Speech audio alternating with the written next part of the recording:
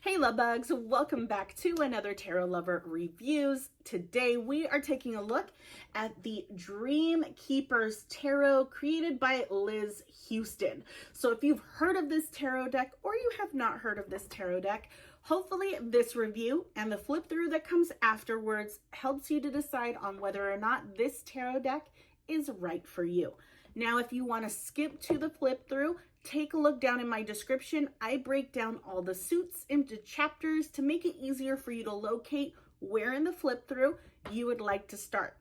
But right now, we are going to talk about the packaging. We're going to talk about the guidebook and the cards, card stock, card size, the imagery, naming conventions, all the things. So if you are interested in the details, stick around. Otherwise, feel free to move on over to the flip through. So let's talk about the packaging. As you saw, this is the front of the box, and it is a fairly large box, okay? This tarot deck was published by the US, I believe it's US Games Systems, Inc. And so you can definitely purchase this tarot deck from their website, or you can find it at a metaphysical shop or Amazon. I think I got this one from my metaphysical shop. But yeah, so the box opens like so, and this is the interior.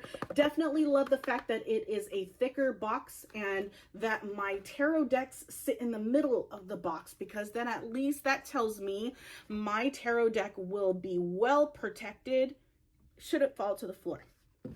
And then you also do have this string here to help pull the tarot deck out of the box instead of having to flip it over and have everything spilling out. So that is the packaging. And I feel like that kind of gives you a sneak peek as to what the guidebook will look like size-wise, because that's the next thing we're getting into, is the guidebook. It is literally a book, you guys. It looks like a journal, but this is your guidebook, okay? And it does give you a picture of each of the cards for you to review. And as you can see, there's a lot of information in this guidebook, hence why it is so thick. So in the guidebook, you do receive several tarot spreads to utilize, which is fantastic.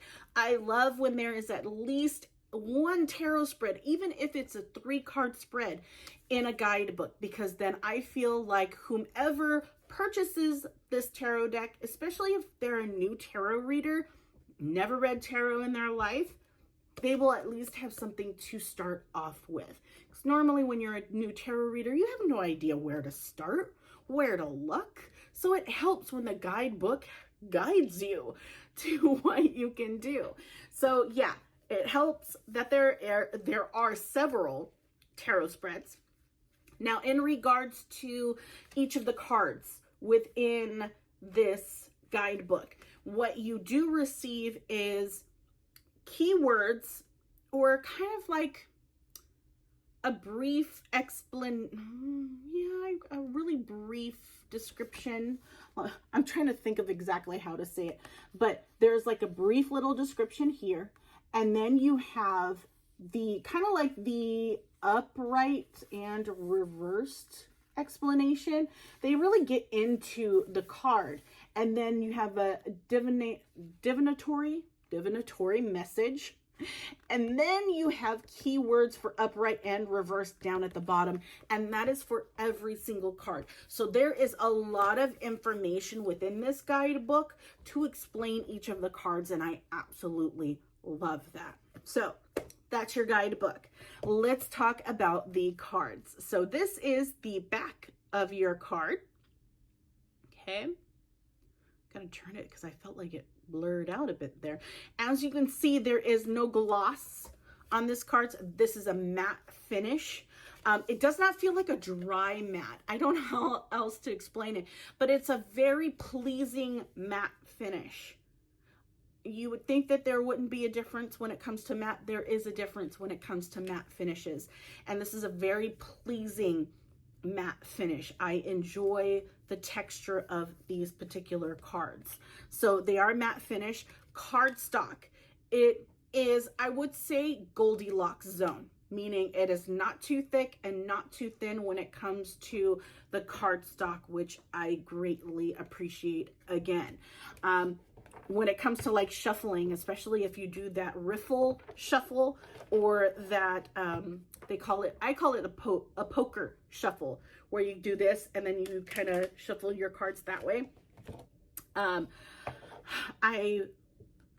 I feel like the cardstock, when doing that, is beautiful. It bends good. There's some tension to it, but not too much tension to where it hurts my fingers when I try to do that. It's beautiful. I absolutely love this cardstock.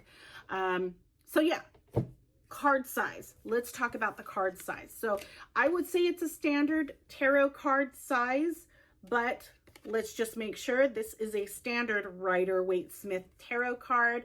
We're just going to put them side by side. And yeah, they're exactly the same. No difference in size. So standard tarot card size, which again is beautiful and perfect. Let's talk about the naming convention and the imagery when it comes to this tarot deck. Now, with all of my tarot reviews, when I get to this point, when talking about the imagery and the naming convention, I am comparing it to the Rider-Waite-Smith tarot deck. Why I'm doing that is because a lot of the guidebooks out there are based off of the Rider-Waite-Smith imagery and naming convention. Okay?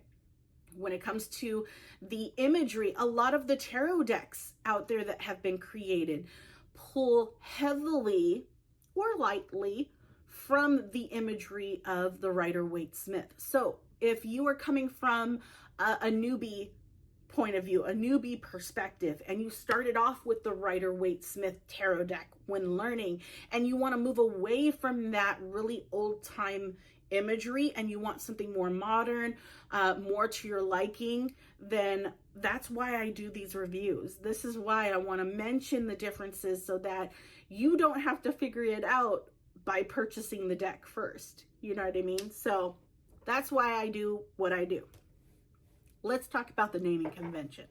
So the naming convention for the major arcana did change for some of the cards, not all of the cards.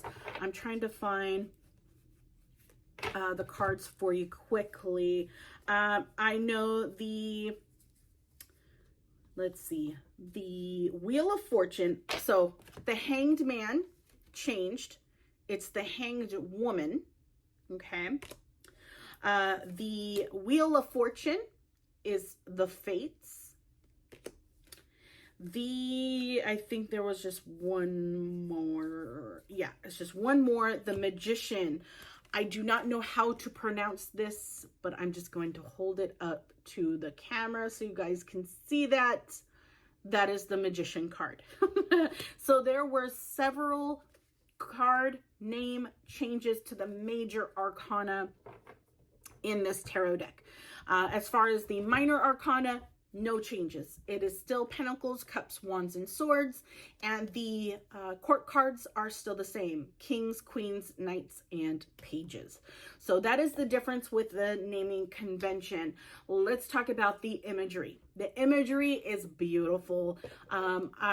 It's beautiful. It is different. It is unique. It's a very like, it almost reminds me of like a freak show, but elegant, if that makes sense. It's just like this twisted, it's just, I don't know how to explain it.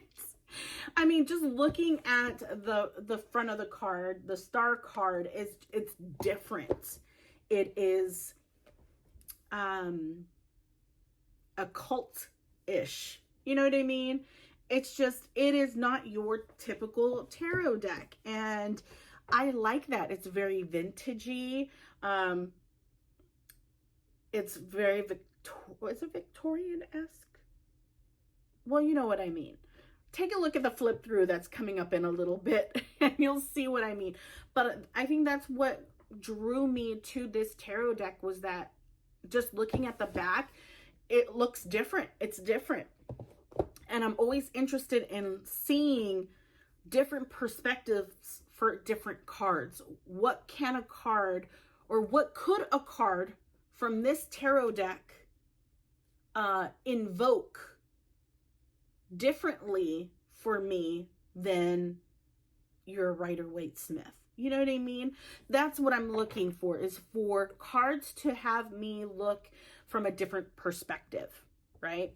So yeah, the imagery, absolutely gorgeous. If I was to compare it to the Rider-Waite-Smith, definitely does not follow the Rider-Waite-Smith imagery. You do, however, get some subtle hints within the imagery as far as what it's trying to hint to, what it's trying to tell you. So you will see certain things that will tip you off, like, oh yeah, that definitely is, you know,